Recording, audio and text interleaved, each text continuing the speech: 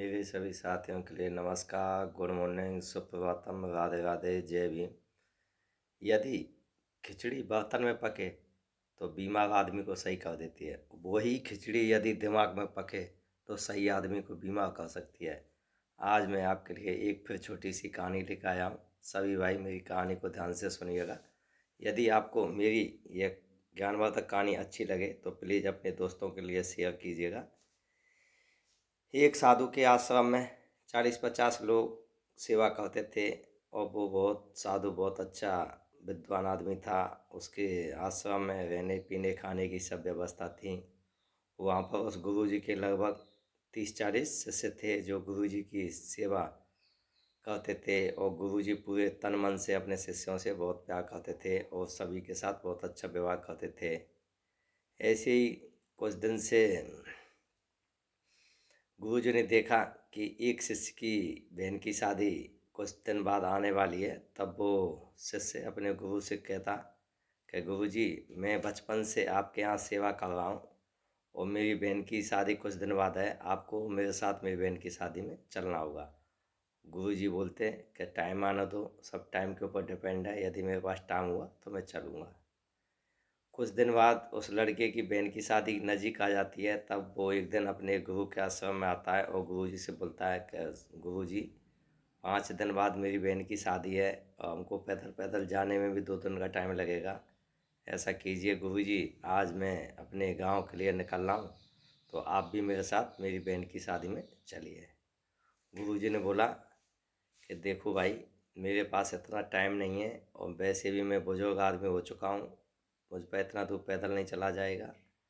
इसीलिए आप अपनी बहन की शादी में जाइए, आराम से शादी धूमधाम से शादी करो और मैं आपके साथ मेरे 2 शिष्य तेरे साथ वालों को मैं भेज रहा हूँ। वे तेरे शादी के व्यवस्था संभालने में हाथ बटाएंगे।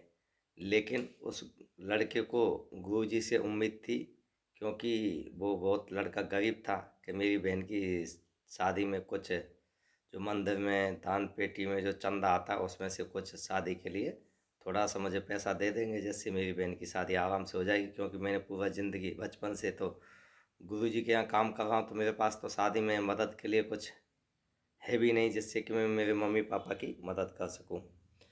उस लड़के के माइंड में यही कीड़ा कुलबला रहा था। लेकिन जैसे ही गुरुजी ने बोला कि ये झोला पकड़िए, इसमें 5 अनार हैं, ये अनार ले जाइए और अपने 2 साथी को ले जाइए, तो लड़के के मन में गुरुजी के बारे में बुरे बुरे ख्याल आने लगे।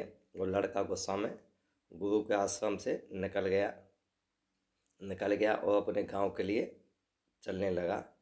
जैसे ही वो आश्रम से कुछ दूर पहुँचे तो उसने अपने साथियों से कहा, देखा ना गुरुजी कितने हमारे ख़राब हैं।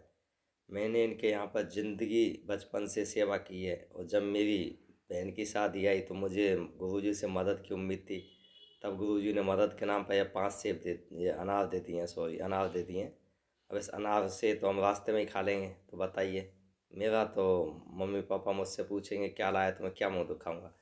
तो उसके साथियों ने बोला, देखिए, आपकी बहन की शादी धूमधाम से होगी, आपको कुछ टेंशन नहीं लेना है और जो कुछ ऊपर वाला करता है वो अच्छा ही करता है, आप कुछ ज़्यादा दिमाग मत लगाइए। ऐसा सोचते सोचते वो पैदल पैदल निकलते हैं, क्योंकि पहले वाहन की व्यवस्था थी नहीं। तो अचानक से रात हुआ और वो एक गांव में जाके जैसे ही गांव के नज़दीक पहुँचे तब उसे राजा के सिपाहियों के द्वारा आवाज़ सुनाई दी कि इस गांव में जिसके भाई के पास अनारों वो अनारों को ले जाके राजा के साथ पास चल सकता है। राजा उसको इनाम में बहुत सारा सोना चांदी पैसे देंगे, क्योंकि वो राजा का एरिया बहुत अकालग्रस्त एरिया था। वहाँ कुछ फसल नहीं होती, वहाँ अनाज मिलते नहीं थे। और किसी किसी राजवैद्य ने राजा के लिए बताया था कि उसकी बेटी मरने के कगार पर पहुँच चुकी थी, उसकी तबीयत बहुत ज़्यादा ख़राब थी। यदि उस बेटी के लिए अनार के जूस में वो दवाइयाँ दी जाए तो वो सही हो सकती है। उसी के लिए अनार की खोज में राजा के आदमी गांव गांव जाके आवाज़ लगा रहे थे, जो किसी सिपाही के पास अनार हो वो आइए। तो उन लड़कों ने सोचा कि अनार तो हमारे पास है, हमको इन सिपाहियों से बात करनी चाहिए।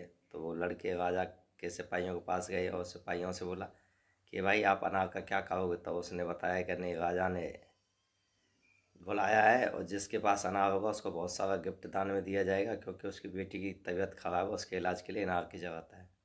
तो वो तीनों लड़के राजा के पास गए और राजा को उन्होंने 5 अनार दिए। राजा ने उनके 5 अनारों के बदले उनको बहुत सारा धन दौलत, पैसा, सोना चांदी, और उस लड़के की बहन की शादी का जिम्मेदारी भी राजा ने उठाई, और उसी महल में उसने बारात की व्यवस्था करी, और उस महल से ही उस लड़के की बहन की शादी की थी। तो ये कहानी छोटी सी है, लेकिन इस कहानी से बहुत बड़ा संदेश आप लोगों को जाता है कि आप अपना कर्म कीजिए और सब कुछ भगवान भरोसे छोड़ दीजिए, क्योंकि भगवान सब प्री प्लानिंग पहले से बना के रखता है। और अपने गुरुओं के प्रति ऐसी गलत सोच नहीं रखें, क्योंकि गुरु कभी भी अपने शिष्य का भला सोचते हैं, कभी भी गलत नहीं सोचते हैं। आपको ये छोटी सी कहानी कैसी लगी, प्लीज़ लाइक कमेंट शेयर जरूर करना। थैंक यू, दिल से धन्यवाद।